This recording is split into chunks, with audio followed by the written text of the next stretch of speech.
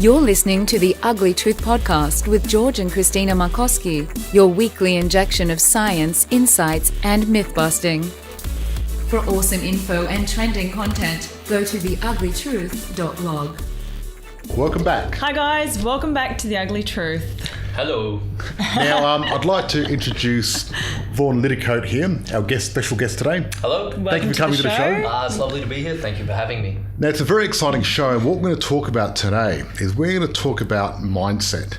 But one example we're going to talk about later on, so be patient, is how Vaughan got one of his clients from Jobless to a $620 million real estate deal, which is very exciting. Pretty amazing. So we're going to talk about that later, and just want to say thank you to our listeners because we just hit 42 in America in self-help section. So we're very excited about that. We're very excited about that. That's awesome. So thank you, our American audience, which is great, which is very exciting. So, Vaughan, tell us a little bit about yourself. Thank you for having me down here. This is a very nice place to be. Well, I guess one of the interesting things is I can remember meeting you at the Penfold Grange wine tour, and I remember hitting it off the bat with you guys, and so thanks for having me down. But one of the interesting things I found was that when I was 17 years old, I remember sitting inside my math classroom. It was a blue sky day, and I was reading Robert Kiyosaki's Rich Dad Poor Dad. Have you ever read that book? Yes, right. So this book was it was a fascinating book because I was sucking at math, or I was completely failing. The math teacher came up to me and goes, "Put that book away." And I said, "Sir, like when I finish this book, I can go out and hire people to do my math." And he looked at me and he went, "You can read for the rest of the year." Really? Right? And that was in year 12. Wow. And so what I remember in that moment is it really changed my life because I was like, information is nothing unless you apply it, but you have to know what information to apply. And that set me on a journey of personal development. And at 19 years old, I ended up hiring Bob Proctor, the star of The Secret, to coach me for 13 months. Bob Proctor, now he's the man. He's amazing. He's an amazing guy. He's been doing mindset for how long now? Over 50 years. Over 50 years. Yes. Because I first encountered Bob Proctor back when I started real estate back in 92. And there was a program, You Were Born Rich. That's right, yes. Amazing program. Well, that's the one I'm talking about. That's what I saw. And that sort of just made me go, oh my God, what is this information? No one's teaching this, right? The education system's not working. And that sort of lit a fire, if you will. And the interesting thing was, at that moment, I was like, well, I've got a choice here, right? Like we all face these moments in our life where we've got to make these defining decisions, if you will. And because I had no on-paper options, I'd failed school. I was working as a dishwasher and selling cable TV door to door. Very hard road to go down. I was like, you know what I want to do? I'd like to travel the world dancing with a pretty girl on my arm. Oh, why? How cool would that be, awesome. Right? Yeah. So and of course, figure out how to make that into, maybe make that into a business, maybe not, but figure out how to do that, because most people, when you say like I want to do something creative in the art field, they're saying you're going to be poor, right? That's right, absolutely, they would. And that's a big goal. And how old were you then? Yeah, I was 19. Wow. And you decided you wanted to dance around the world. That's it. I wanted to be a ballroom dancer, if you will. And my dad was super proud, right? He's like, do you still like girls? I was like, yes. He goes, then you can go and do that. Did you have a history of dancing when you were sort of growing up? What sort of made you choose dancing then? That's a good question, actually. I had a little bit of experience. Like I tried ballet. Don't do that if you're at an all-boys school, right? And I did a little bit of sort of tap and jazz, not very much, a bit of dabbling, but I didn't really have any skills. And that's what I think is important for people to hear. Like, when I decided to do that, I literally was not a talented dancer. My coach said, "You're a donkey, like you're no good." And I said, "That's cool. I just want to do it because I can dance with her. I mean, come on, that would be awesome." And that was one of the most important decisions. The second decision was I would learn from Bob how to apply the principles of success and philosophy and prosperity thinking, if you will. And I'd give myself a 10-year apprenticeship to study like a fiend on this material because it was just so important. I was like, wow, nobody teaches you how to think, right? Nobody teaches you about abundance or how to create wealth within your life, not just monetarily, but within relationships and your mindset. And I was like, I'm going to study everything I can and then apply it to the dancing as well, because to become good in that field, it's not just about the technicality, right? It's actually about your mindset, the philosophy you operate with to push you through the pain every day of training 6 hours a day, 6 days a week, Already 6 hours a day? Yeah, like having no money and like, and sacrificing everything to go over the world, travel, get lessons all over the place and dedicate yourself to something. So that was full on. So you must have got a lot of joy from it. something was pushing you to want to do dancing. That's right. And keep going with it. Yeah. So when was it, I guess, that you sort of started monetizing that?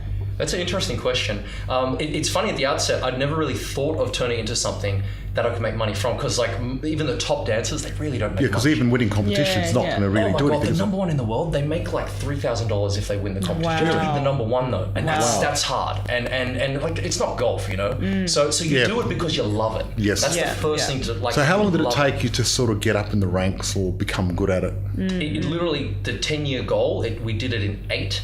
And part of that was going to London and training with the best coaches in the world and moving over. How did you know you made it? Like, what was the point? What was the one point where you said, this is it? Yeah, funnily enough, and I think this is really important when people set out to achieve goals, it never really felt like we'd made it.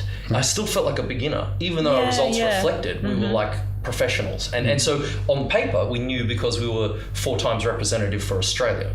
Right, well, the number one selection to go and represent Australia at the World Championships. That's fantastic. So we knew that, but it still felt like so much more to learn. Yeah, right? And I guess you would have done like a lot of networking and meeting the right people to sort of get involved with traveling around the world as well, because you can't just decide you're going to travel around the world. You've got to do a lot of research and things like that.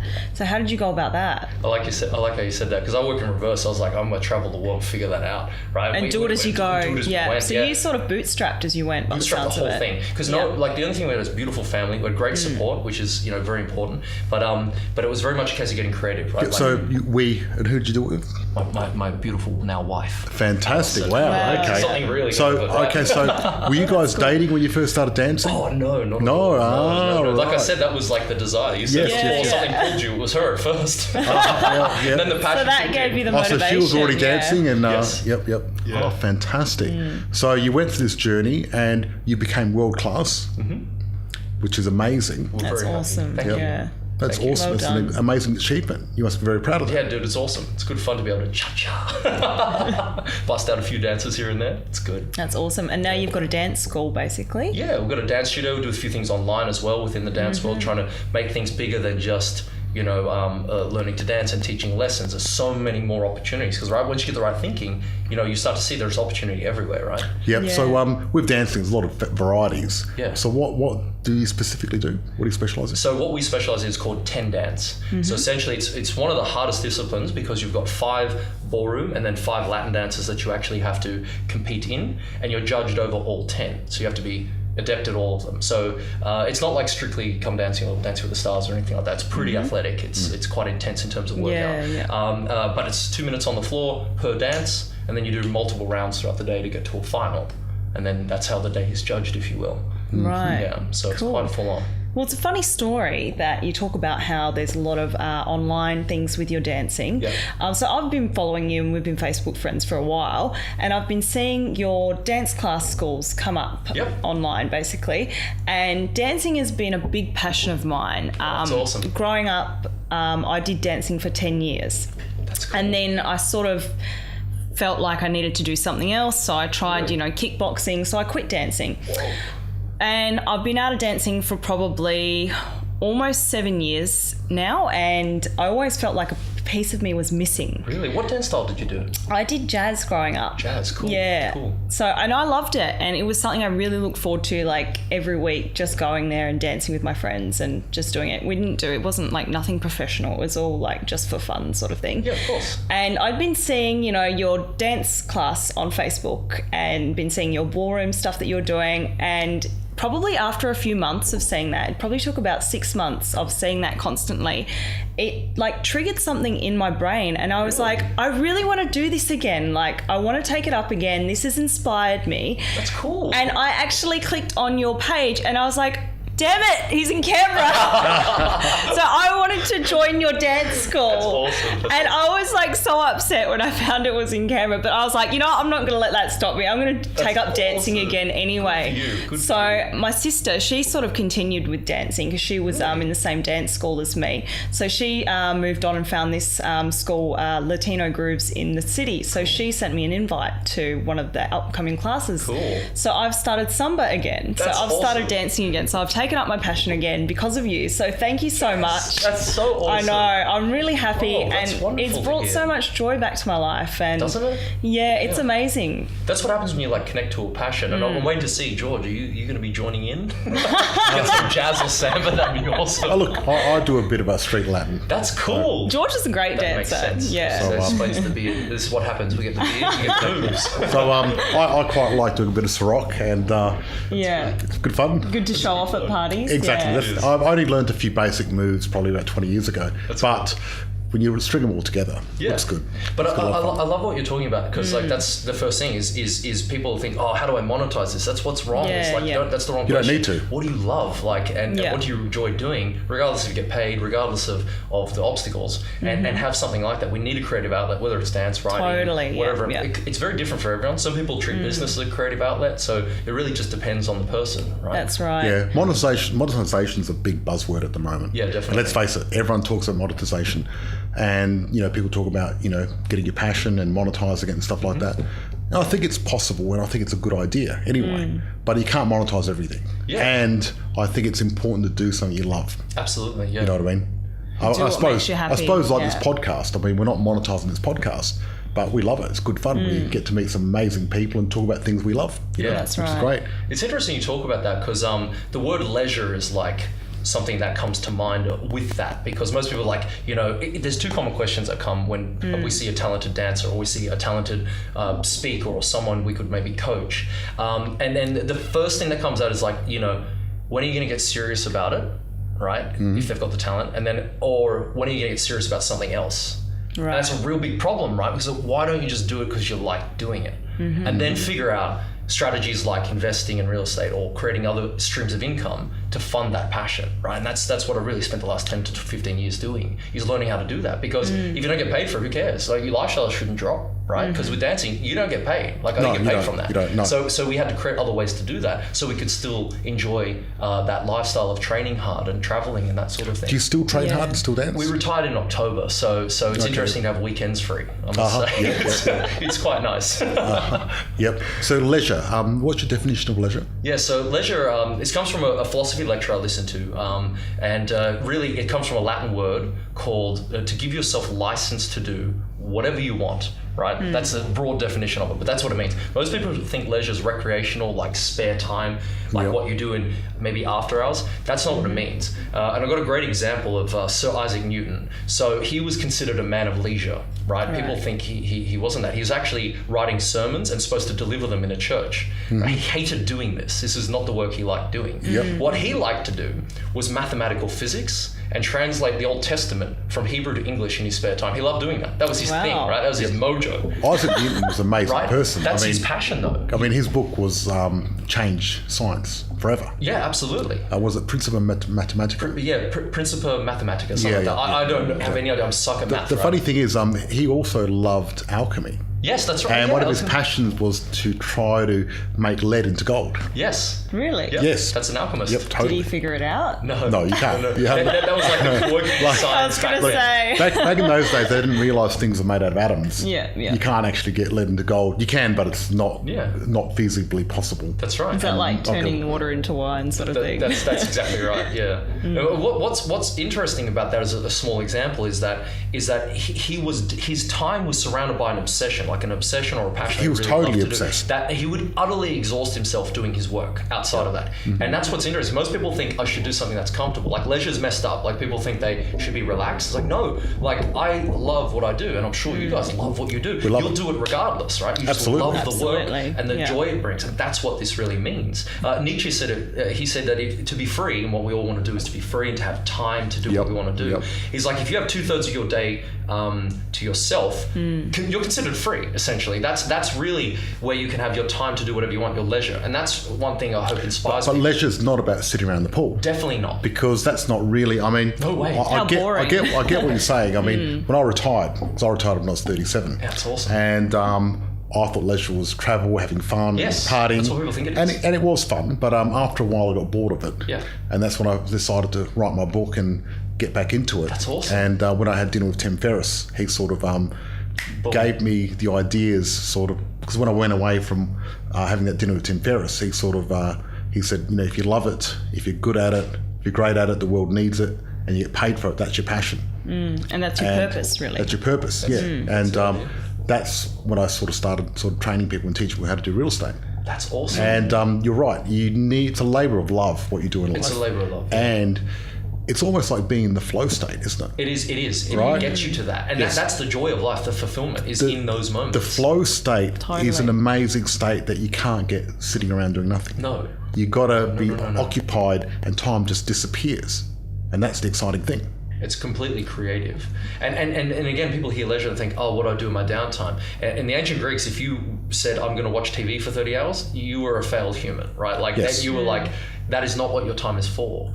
And then we've got this, we really have to recalibrate the work-life thing, because work is something you must do. Yes. Therefore, you're not giving yourself license to do the thing you really want to. No. So you're not living where you should as a human. Like the ultimate goal really is to have the ability and the capacity to say, I want to spend my life dancing, so I'm going to do that. And then people say, well, it doesn't matter what they say, but you can do it anyway. Of course. Right? And you set up the systems in the modern economy to actually do that. So you can paint, draw, give to charities, work with orphans, or be a painter in the house if you want to do that. The thing is, what you're saying is a very important point. But we go through school, because I remember when I was doing matriculation, and they gave us some options and said, "What do you want to do?"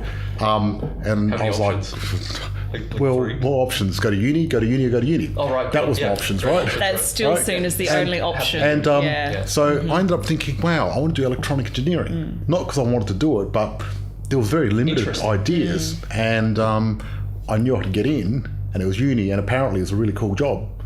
Right. And you heard so it paid well, so that was motivation. And it was the money side as well. Sure. You can get a good job, you can work hard and do that. So I got in, and then while I was waiting to get to uni, luckily, I ended up getting a job selling teddy bears and ended up becoming an art dealer and didn't go to uni, and it was the best thing that ever happened to me. Good on you. But I didn't realise at the time. Yeah. You know what I mean? My parents were very disappointed that I didn't go to uni. Interesting. But it was the best thing I ever did, because the thing is, if you're not passionate about something, you don't love it, why do it? Well, what a waste of a life. It's a complete waste of I think we life. sort of get boxed in with society telling us you need to do this to become this. And yes. people's idea of success is, go to school, go to uni, get a job, pay your taxes, and then save retirement, and then finally, when you're 65 and you retire, you can do what you really want to do.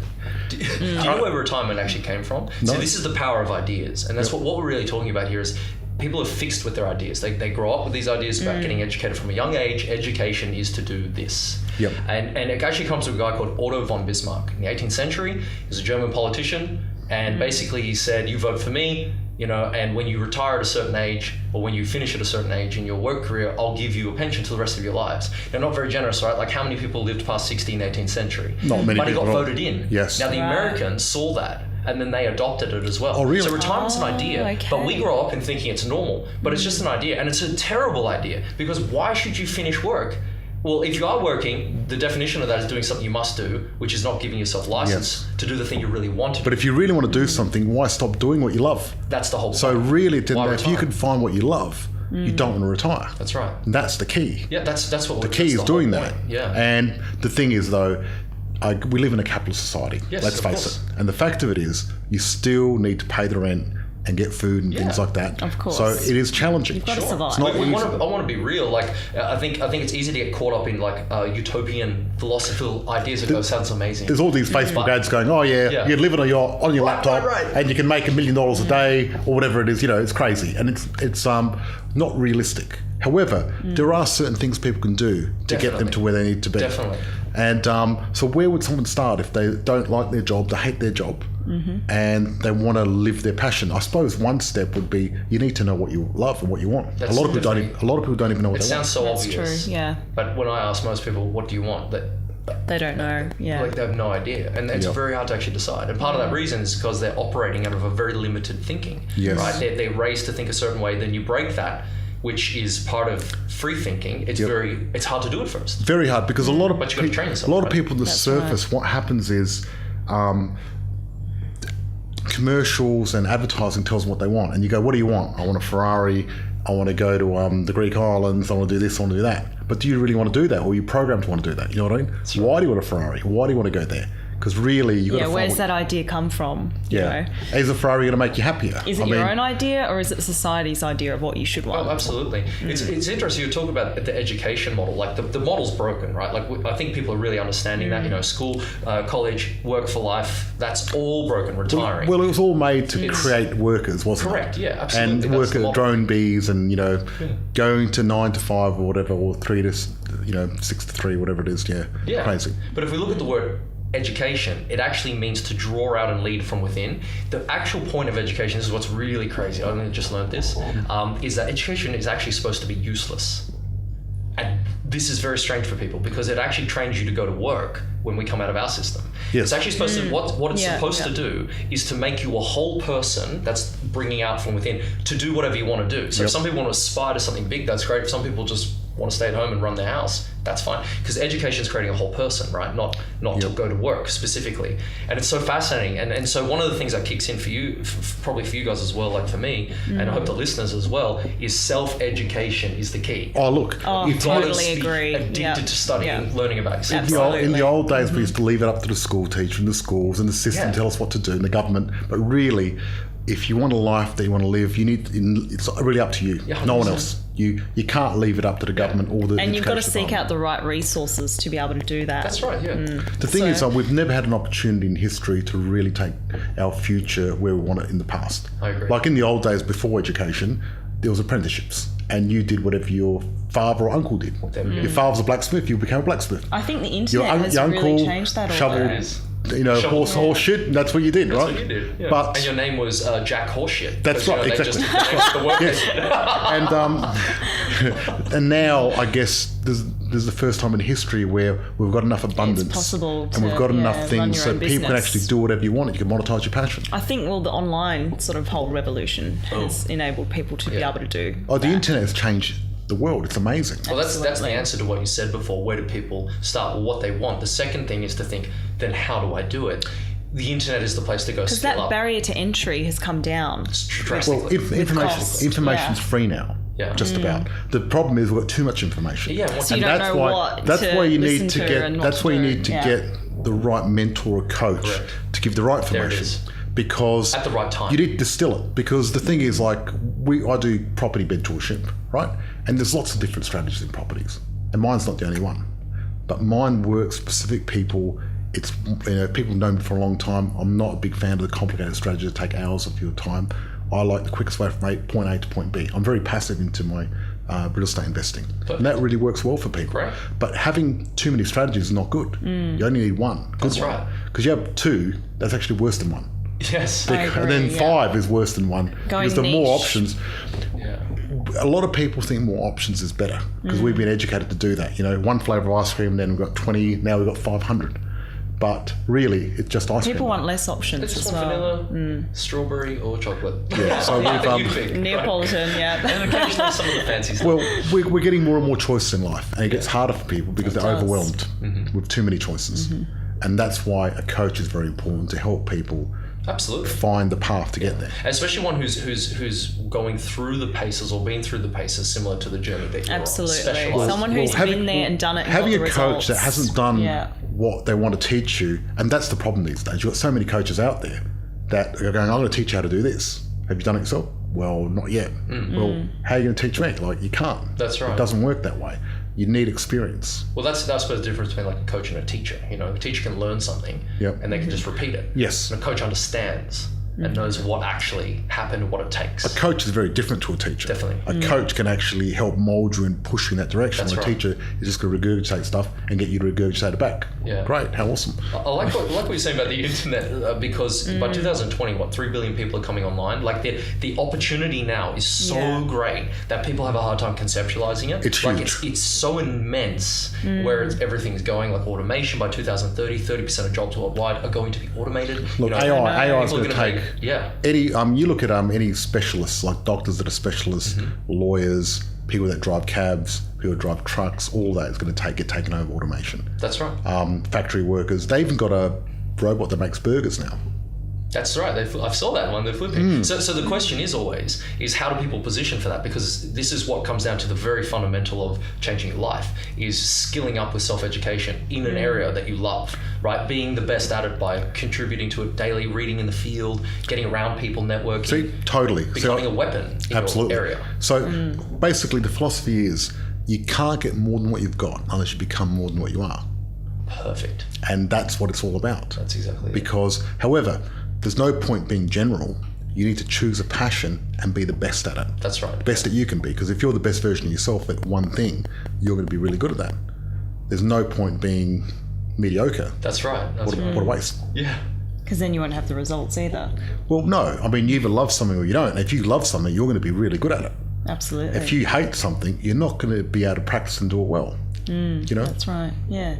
So how did you, I guess, use the internet to start monetizing your passion? Yeah, so so went to England, 2011. Yep.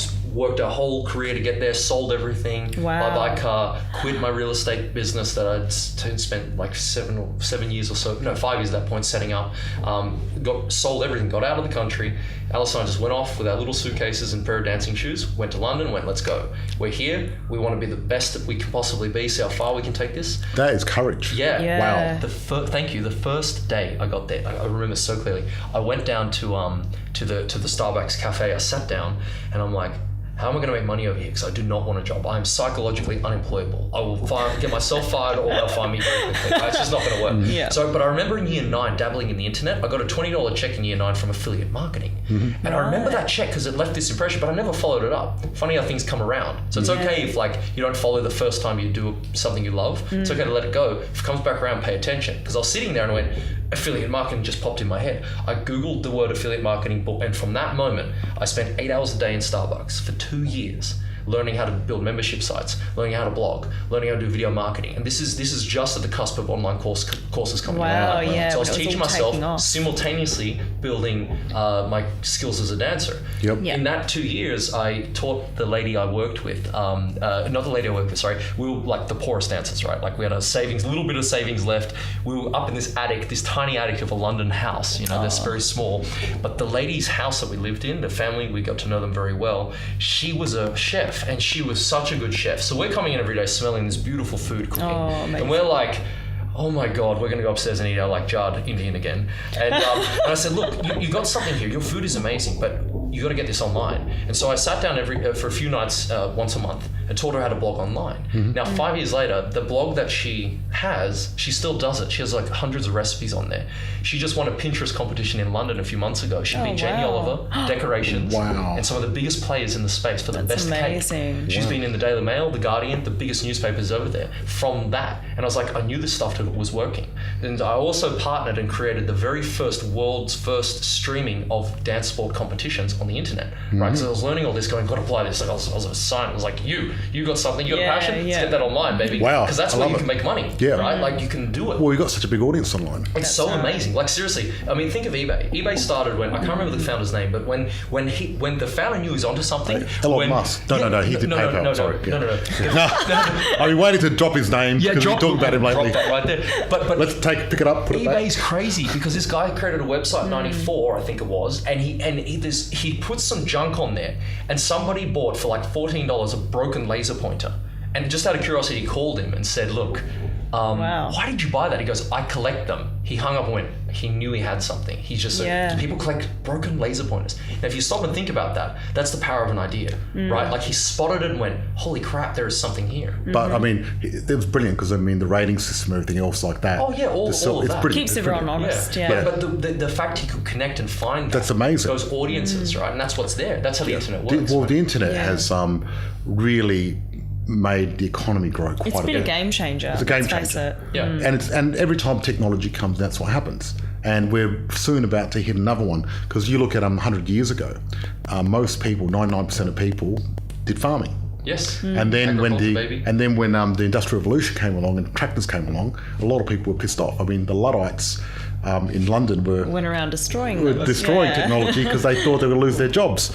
But no one lost any jobs. They actually got better jobs. So instead of digging holes, they got to be teachers and lawyers and bankers and things like that. A lot of people are a bit scared at the moment. Well, they are because the thing is, what happens is technology takes away the hard, repetitive jobs and then gives you the better jobs. And all you got to do is upskill, and that happens. So I think we're going to get a lot more prosperity because the prosperity that we got from the Industrial Revolution, the GDP of the world went up like 1,000-fold. Yeah. And this time it's going to be like 10,000-fold. It's going to be enormous. And the internet added so much as well. Yeah. Totally. And a fundamental level for like people listening is that they go, okay, I see the opportunity, I know these things are there, but change is hard for people to adapt to, right? Because we're so fixed. We're creatures of habit, right? So we get so fixed in, no, but my job, I must stay in this job and then retire. It's like, no, you don't understand. They could be taken away from you at any point. Exactly. That's not real security. It never is. No. Where does the security lie? lie? The only security you've got is yourself. There it is.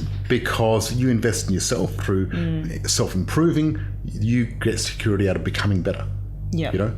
That's a self-education. Totally. You know? Self-education. But what I'm encouraging people to do is to not necessarily disclude things because I'm not techie, or I'm not an author, or I'm not a business person, or whatever. That's right. Or not a real estate investor, because neither was I. I wasn't a dancer at 19, and I certainly wasn't involved in the internet at 2011. Right, like I just decided to, and then I dedicated hours a day in my spare time, the leisure thing, to learning like a new skill. That's right. See, Arnold Schwarzenegger, he did it a different way.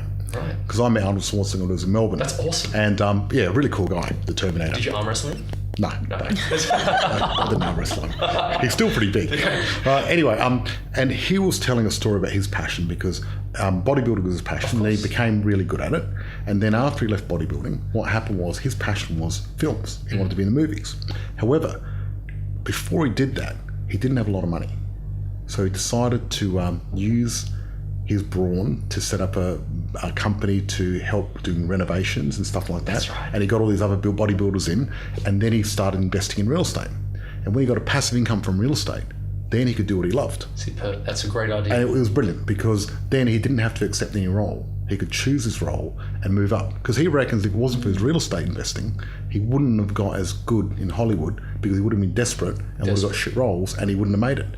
Because it's all the matter of the path you take. That's what you said before, which is so perfect for people to hear, is that we want to have the beautiful, big, bold ideas, and then we want to have like the practical strategies and tactical steps to actually implement to do it.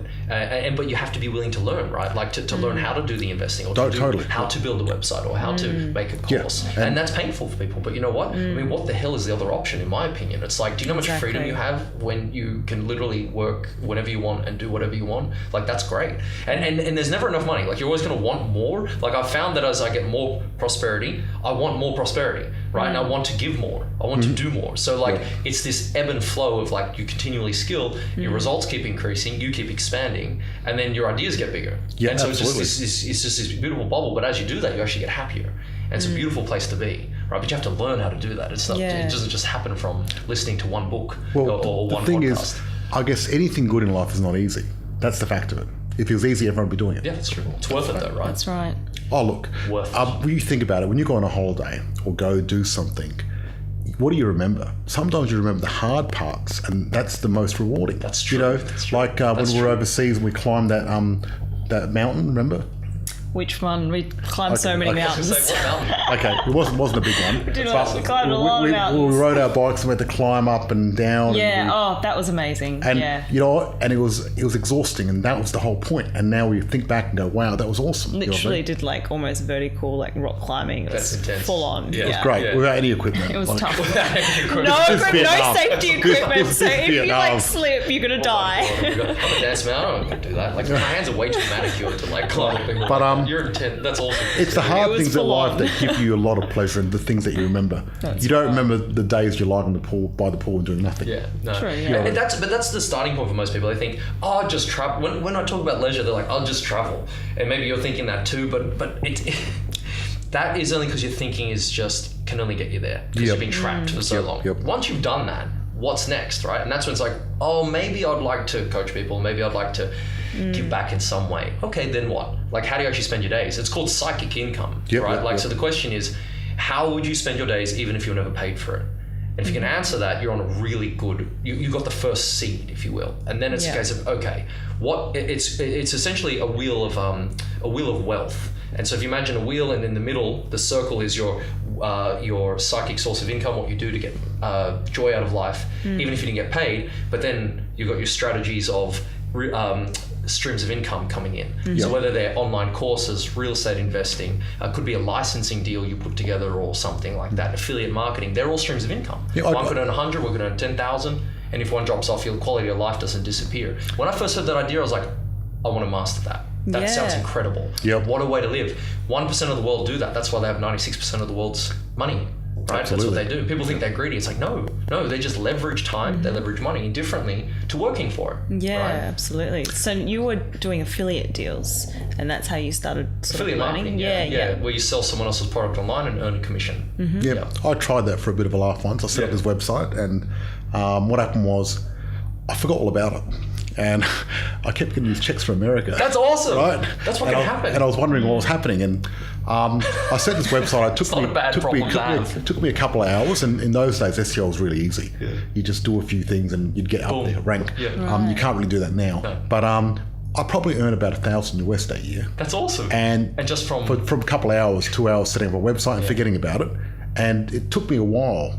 And then I looked at the check, and it was like from ClickBank. The ClickBank, that's right. And I was like, ClickBank.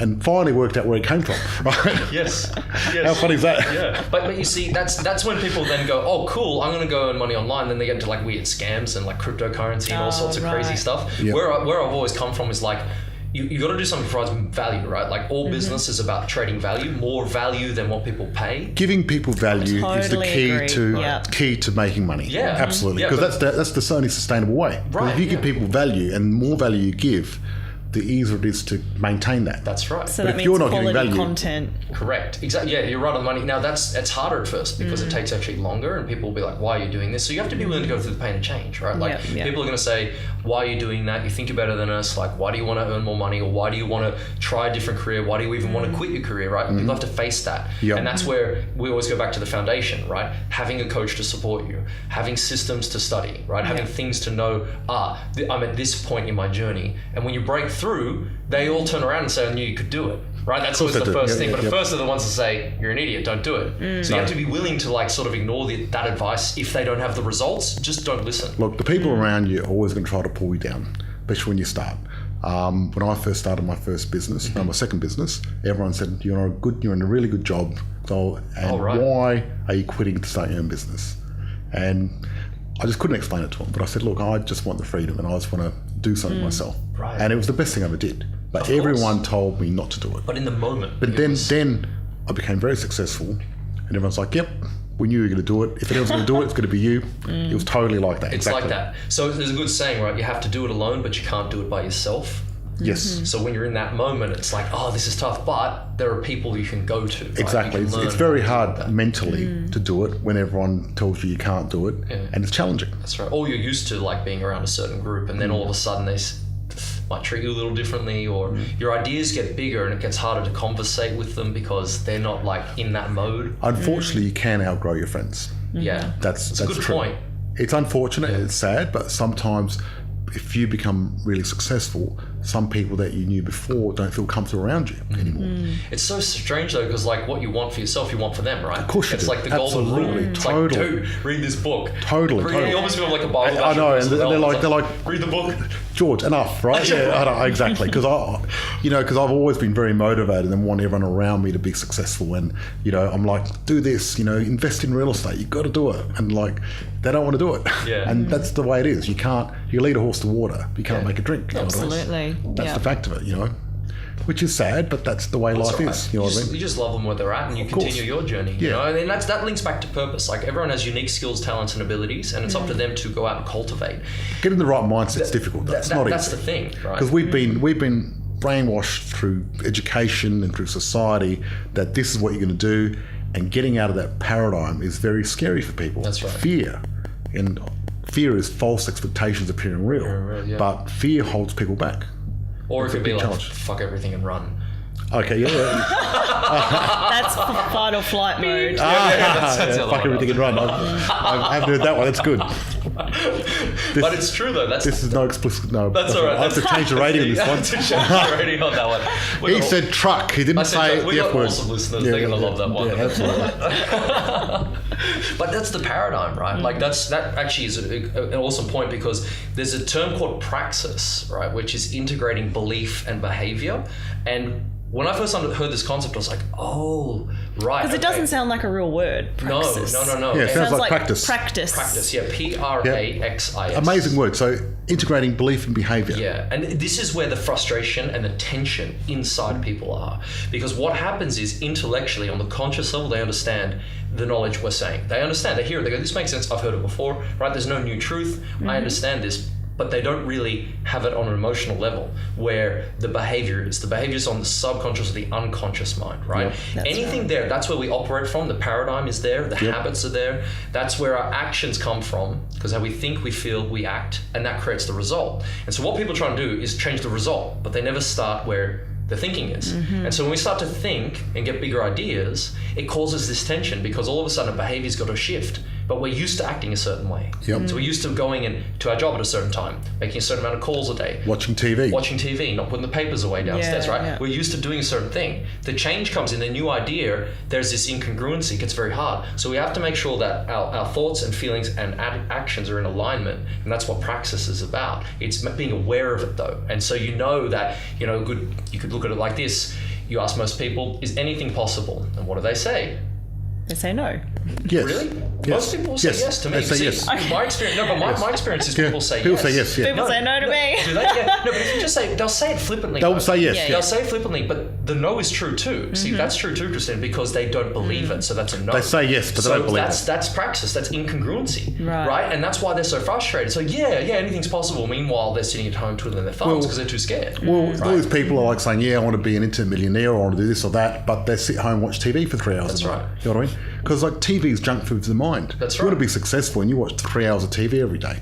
It's not going to happen. Yeah, well, that's part of the incongruency, right? So for people listening, like, be aware of the behavior that has to shift, but it starts in the mind. So you got to create the right notice habits. that inner conflict, right? It can disappear when you're in alignment and you're congruent and working towards your direction, your goal, wherever you're going.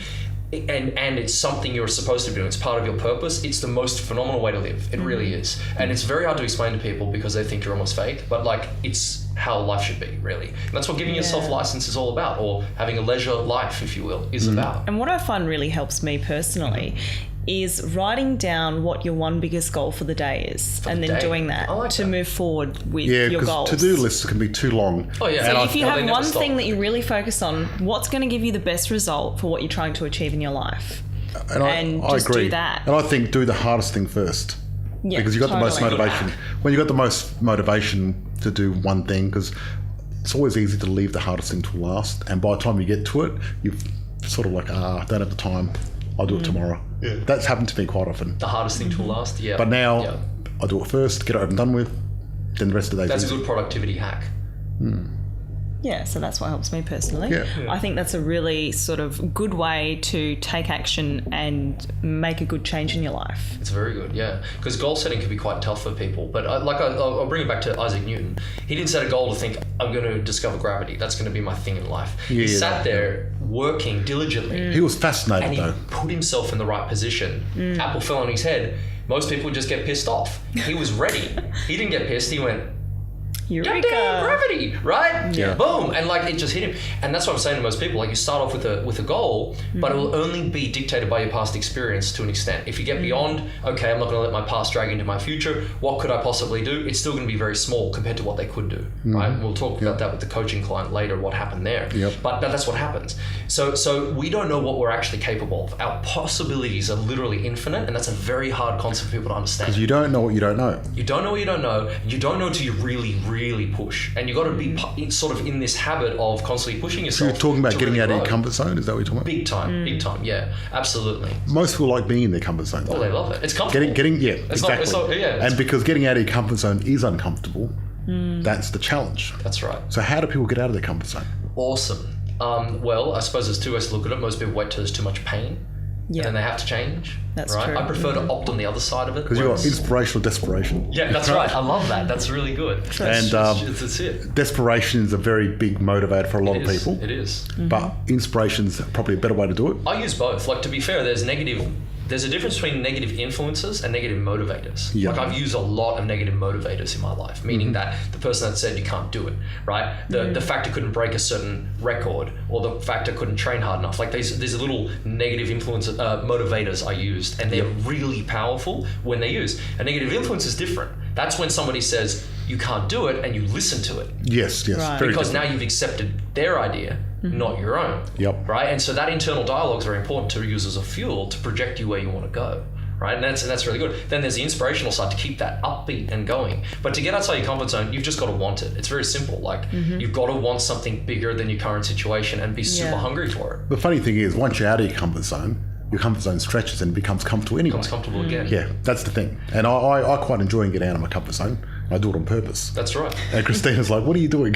But I do it. Like, we'll go overseas and I always try to push the boundaries because I find it exciting and I find it interesting being a little bit uncomfortable about something. I like to sort of push the boundaries as well, I guess. And it's sort of fun, when you can walk into an event and you don't have to sort of show your ticket because you're just so confident, you just walk straight in. That's awesome. That's a cool We one. did that the other night. I've been getting Christina's become very confident now, super confident. Like, because we went to this thing and you had to buy tickets. It was like $150 a ticket. And I was Christina. We had the tickets, but our friend who was already in had them. Yeah. And I thought, But you just walked in. instead of lining up, we're not going to wait for him. So we just walked in like we owned So the not place. only did we just walk straight in, we They got stayed- handed I- our drink I vouchers told- as well. I So told we them got we've- drinks straight away. I actually told them we're VIPs, so they actually sent us to the VIP section too, which is great. That's awesome. It was a bit of fun. That comfort zone thing, though, is interesting because there's a good saying, if you're not living on the edge, you're taking up too much space. Exactly. I like that. Right? That's good. And so, That's like, good. I coined that in the dance world. It's like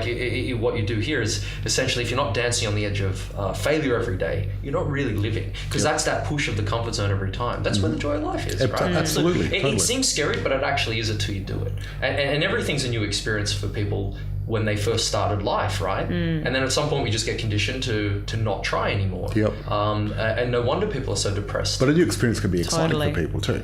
Yes, You know of what I mean? course. Yeah, Exactly. Yeah, and that's the repression people are feeling. They're like they know they want to do something, and then they repress it internally. That turns to anger, I think which fear of turns to depression. failure is a big thing as well. of failure, yeah. Because people are thinking, if I do quit my job to follow my dream, what if I fail? They think they might be worse off and be left homeless or something like that.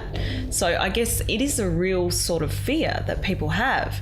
So what would be the best way for people to sort of, I guess, would you recommend, starting sort of on the side and then wait until you get a certain income happening and then quitting your job? Or, there's got to be a balance there because people have got to live. No, of course. Yeah, you don't Totally. You see, part of the reason why it's good to have streams of income is because to be highly creative, which all this really is about, being creative and solving problems, is that you need money so you don't have to have so you have all your needs taken care of. Yeah. Right. So there's two ways of doing it, I suppose. One way is you create multiple stream of income part-time at night time and work for it. The side prove hustle. Prove that you can do it. Yeah. So that way, once you replace your income, then you can leave what you hate. Yep. Or there's one other way, burning the boats, Yeah. where you burn the boats and just do it. Just do it. Right? Yeah. So you've So, got no other choice but to succeed. And You just keep sometimes going. burning, and I've done that several times in my life because I've been super confident and I knew that I needed to burn the boats. That's a good way and to do just it. burn the boats and say, this is what I've I'm done doing. that too. Yeah. And then that's it, because that way you've got no choice. Because sometimes That's right. doing it part-time can take way too long and you're not really And use in up it your 100%. energy. Yeah. But there's a balance there, and I think one way works for other people. I don't suggest everyone go and burn the boats No, and it become depends on homeless, but it depends on where you're at and what you're doing. But I think burning the boats is one strategy, which is awesome. Yeah. It's a very powerful statement that you it's a said. scary thing to do You as send well. a powerful statement to your unconscious mind when you do that. But that comes from Hernando Cortez. He basically went on to Mexico to invade the Aztecs. Yep. And he said to his 500 soldiers, burn the boats. Basically saying, Yep. you win or you die. And that works at certain moments. And they fought against 100,000. Oh, they killed a lot of people. They did it though. 500 people against 100,000. Yeah. They kicked ass. Yeah, we're not recommending people actually become pyromaniacs. Burn the boats is just, it's a philosophy. A philosophy. He actually did it. But he had big balls. Yeah. I mean, I don't condone what he did to the poor natives, but he was very, had a lot. He was very strong. He just wanted to succeed. But coming back to your question, I think one of if we look at the mindset side of that fear of failure, I think people need to really understand, first of all, they're a creator, a co-creator. Right. They can and have already created the situation in their life where they're at. Now, when they first got there, they would have been super happy. And then they get complacent and comfortable. But they forgot that at one point they didn't have that, and they built it. So they've lost the fact that they have this ability within them to overcome anything. Right. The second thing then is the tactic, which is what you're saying before. You can burn the boats, you can then do the other thing. But the mindset you got to get, it's like, I can do this. I've done this before. Why couldn't I do the next step for me? Right? Because there is no certainty, right? Somebody could lose their job, a company can go out of business. It's happened with the biggest businesses in the world. Anything can happen. Exactly. So therefore, you have no choice. When I look at it and I tell people that, I'm like, you don't have a choice. You actually have to learn this, because somebody can take your future if so. So who's in control? You or other people? And they'll be like, well, other people say, well, you need to reclaim that power, right? You got to go back and understand that you create your life. Well, you create everything in your world, because wherever you are and whatever's around you is a reflection of you. That's right. So mirror. Exactly. Yeah, and what's interesting about that is that people, it's the decisions that you work with, right? And you set the decisions up, it puts out an attractive force, a certain level of vibration, and it brings back to you what you want. Now, when the first time you hear that, it's a bit unusual, but essentially everything in your life you attract, right? You don't get to decide if you attract what you attract unless you take a conscious control over the way you think, right? You got to get involved in better ideas, bigger ideas, like happy ideas, not negative ones, not fear, not scarcity, right? Not debt. Not lack. Like, that's going to kill you. So that's the first step. Think bigger. Yeah, I think having the right thoughts is very important. But I think thoughts without the action are pretty useless. Yeah, absolutely. Because you need to act, because thoughts determine what you want.